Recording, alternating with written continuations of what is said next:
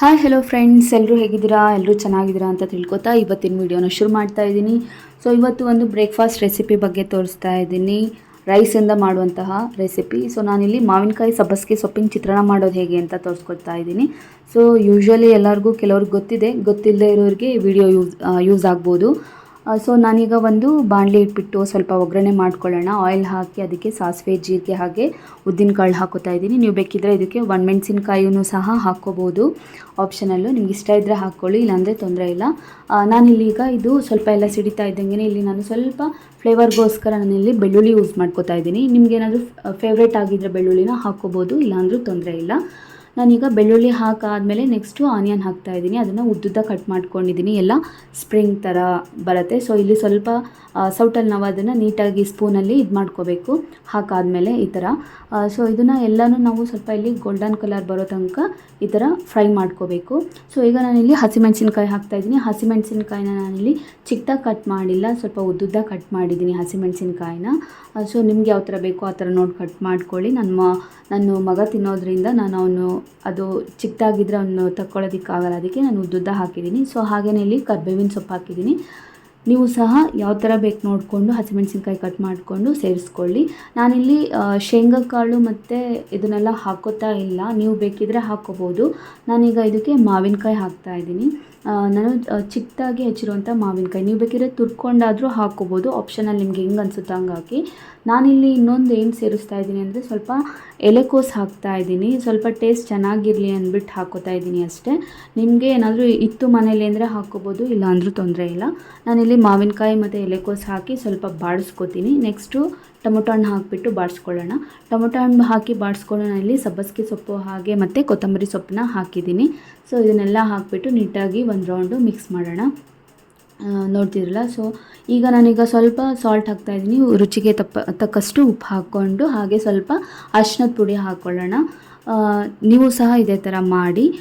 So ಈಗ ನಾನಿಲ್ಲಿ ಇದನ್ನು ಎಲ್ಲನೂ ಒಂದು ರೌಂಡ್ ಈ ಥರ ಮಿಕ್ಸ್ ಮಾಡ್ಕೋತೀನಿ. ಗ್ರೇವಿ ಚೆನ್ನಾಗಾಗತ್ತೆ, ಸ್ವಲ್ಪ ನೀಟಾಗಿ ಫ್ರೈ ಮಾಡ್ಕೊಳ್ಳಿ ಪೇಷನ್ಸಿಂದ. ಸೊ ಈಗ ತುಂಬ ಈಸಿಯಾಗಿ ಫಾಸ್ಟಾಗಿ ಮಾಡ್ಬೋದು. ನೀವು ರೈಸ್ ಮಾಡಿ ಇಟ್ಕೊಂಡ್ಬಿಟ್ರೆ ತುಂಬಾ ಈಸಿ.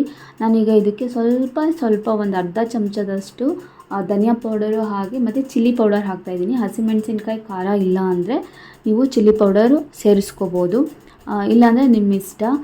ಹಸಿಮೆಣಸಿನ್ಕಾಯಿ ಖಾರ ಇತ್ತು ಅಂದರೆ ಚಿಲ್ಲಿ ಪೌಡರ್ ಹಾಕೋ ಅಗತ್ಯ ಇರಲ್ಲ. ನಾನೀಗ ಇದಿಷ್ಟನ್ನು ಹಾಕಿಬಿಟ್ಟು ಒಂದು ರೌಂಡು ತಿರುಗಿಸ್ಕೊಂಡು ಈಗ ಸ್ವಲ್ಪ ನಾನಿಲ್ಲಿ ಹುಣಸೆ ಹಣ್ಣು ಹಾಕ್ತಾಯಿದ್ದೀನಿ.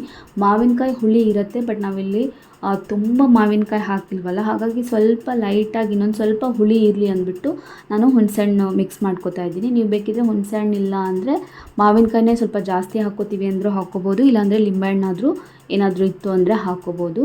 ಆಪ್ಷನಲ್ಲಿ ನಿಮ್ಗೆ ಯಾವುದು ಮನೇಲಿರುತ್ತೆ ಅದನ್ನು ನೋಡ್ಕೊಂಡು ಮಾಡಿ.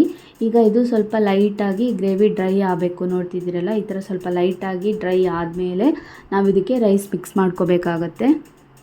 ಈಗ ನಾನಿಲ್ಲಿ ಮಾಡಿ ಸ್ವಲ್ಪ ತಣ್ಣಗಾಗಿದೆ ರೈಸು, ಈಗ ಸೇರಿಸ್ಕೋತಾ ಇದ್ದೀನಿ. ತುಂಬ ಬಿಸಿ ಬಿಸಿ ಇದ್ದಾಗೇ ಹಾಕ್ಕೋಬೇಡಿ, ಸ್ವಲ್ಪ ತಣ್ಣಗಾಗಿಬಿಟ್ಟು ಆಮೇಲೆ ಮಿಕ್ಸ್ ಮಾಡ್ಕೊಳ್ಳಿ.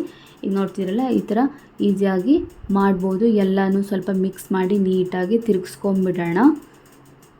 ನೋಡ್ತಿದ್ದೀರಲ್ಲ ಮಾವಿನಕಾಯಿ ಸಬ್ಬಸಿಗೆ ಸೊಪ್ಪಿನ ಚಿತ್ರಾನ್ನ ಹೇಗೆ ಮಾಡೋದು ಅಂತ ನೋಡ್ತಿದ್ದೀರಲ್ಲ. ನೀವು ಬೇಕಿದ್ದರೆ ಈ ಟೈಮಲ್ಲೂ ಇನ್ನೊಂದು ಕಡೆಯಲ್ಲಿ ಒಂದು ಒಗ್ಗರಣೆ ಮಾಡೋವಂಥವ ಏನಾದರೂ ಒಂದು ಚಿಕ್ಕ ಬಾಣಲಿ ಇದ್ದರೆ ಅದಕ್ಕೆ ಸ್ವಲ್ಪ ಎಣ್ಣೆ ಹಾಕಿಬಿಟ್ಟು ನೀವು ಶೇಂಗಾ ಕಾಳು ಮತ್ತು ಹುರ್ಗಡ್ಲೆ ಎಲ್ಲ ಬೇಕಿದ್ದರೆ ನೀವು ಎಣ್ಣೆಯಲ್ಲಿ ಕರೆದು ಇದಕ್ಕೆ ಆಮೇಲೆ ಕೊನೆಯಲ್ಲೂ ಸಹ ಮಿಕ್ಸ್ ಮಾಡ್ಕೋಬೋದು. ನಿಮ್ಗೇನಾದರೂ ಇಷ್ಟ ಇತ್ತು ಅಂದರೆ ಬೇಕಿದ್ದರೆ ಸೇರಿಸ್ಕೊಳ್ಳಿ ಕೊನೆಯಲ್ಲಿ. ನಾನು ಬೇಡ, ನಮ್ಮ ಮನೇಲೆಲ್ಲ ಸ್ವಲ್ಪ ತಿನ್ನಲ್ಲ, ಎಲ್ಲ ತೆಗೆದು ಸೈಡ್ಗೆ ಇಡ್ತಾರೆ, ಅದಕ್ಕೋಸ್ಕರ ನಾನಿಲ್ಲಿ ಸೇರಿಸ್ಕೋತಾ ಇಲ್ಲ, ಇಷ್ಟೇ ಹಾಕ್ಬಿಟ್ಟು ಮಾಡ್ತಾಯಿದ್ದೀನಿ. ನೋಡ್ತಿದ್ದೀರಲ್ಲ. ಸೊ ಫ್ರೆಂಡ್ಸ್, ನಿಮಗೆ ಈ ವಿಡಿಯೋ ಇಷ್ಟ ಆಯಿತು ಅಂತ ತಿಳ್ಕೊತೀನಿ. ಸೊ ಯಾರೆಲ್ಲ ನಮ್ಮ ತಶ್ವಿನ್ ಇನ್ಫೋ ಚಾನಲ್ನ ಸಬ್ಸ್ಕ್ರೈಬ್ ಮಾಡಿಲ್ಲ, ಎಲ್ಲರೂ ಒಂದ್ಸರಿ ನಮ್ಮ ತಶ್ವಿನ್ ಇನ್ಫೋ ಚಾನಲ್ನ ಸಬ್ಸ್ಕ್ರೈಬ್ ಮಾಡಿ, ಹಾಗೆ ನೋಟಿಫಿಕೇಷನ್ ಬರೋದಕ್ಕೆ ಬೆಲ್ ಐಕಾನ್ ಟಿಕ್ ಮಾಡಿಕೊಂಡು ನನ್ನ ವೀಡಿಯೋಸ್ಗಳಿಗೆ ಒಂದು ಲೈಕ್ ಮಾಡಿ. ಇಷ್ಟ ಆದರೆ ನಿಮ್ಮ ಫ್ರೆಂಡ್ಸ್ಗೂ ಶೇರ್ ಮಾಡಿ. ಹಾಗೆ ಇಷ್ಟ ಆಗಿದ್ದರೆ ಏನಾದರೂ ಒಂದು ಕಮೆಂಟ್ ಮಾಡಿ ಅಂತ ತಿಳಿಸ್ತೀನಿ. ಪ್ಲೇ ಲಿಸ್ಟಲ್ಲಿ ನಿಮಗೆ ನಾನ್ ವೆಜ್ ವೀಡಿಯೋಸ್ ಸಪ್ರೇಟಾಗಿ ಮಾಡಿದ್ದೀನಿ, ಹಾಗೆ ವೆಜ್ ವೀಡಿಯೋಸು ಸಪ್ರೇಟಾಗಿ ಮಾಡಿದ್ದೀನಿ, ನೋಡ್ಬೋದು ನೀವು. ಸೊ ಹಾಗಾಗಿ ಎಲ್ಲರೂ ನಮ್ಮ ಚಾನಲ್ನ ಸಬ್ಸ್ಕ್ರೈಬ್ ಮಾಡಿ ನನಗೆ ಸಪೋರ್ಟ್ ಮಾಡಿ ಅಂತ ನಿಮ್ಮಲ್ಲಿ ಕೇಳ್ತಾ ಇದ್ದೀನಿ. ಸೊ ದಯವಿಟ್ಟು ಸಪೋರ್ಟ್ ಮಾಡಿ ಅಂತ ಹೇಳ್ತಾ, ಈ ವಿಡಿಯೋ ನಿಮಗೆ ಇಷ್ಟ ಆಗಿದ್ದರೆ ದಯವಿಟ್ಟು ಒಂದು ಲೈಕ್ ಮಾಡಿ. ಇದೇ ಥರ ಬೇರೆ ಹೊಸ ರೈಸ್ ರೆಸಿಪಿಗಳ ಜೊತೆ, ಬೇರೆ ಬೇರೆ ಬ್ರೇಕ್ಫಾಸ್ಟ್ ರೆಸಿಪೀಸ್ ಜೊತೆ, ನಾನ್ ವೆಜ್ ರೆಸಿಪೀಸ್ ಜೊತೆ ನಿಮ್ಮ ಜೊತೆ ಸಿಗ್ತೀನಿ. ಅಲ್ಲಿವರೆಗೂ ಎಲ್ರಿಗೂ ಥ್ಯಾಂಕ್ ಯು ಸೋ ಮಚ್. ಧನ್ಯವಾದಗಳು ಫ್ರೆಂಡ್ಸ್. ಟಾಟಾ, ಬಾಯ್ ಬಾಯ್.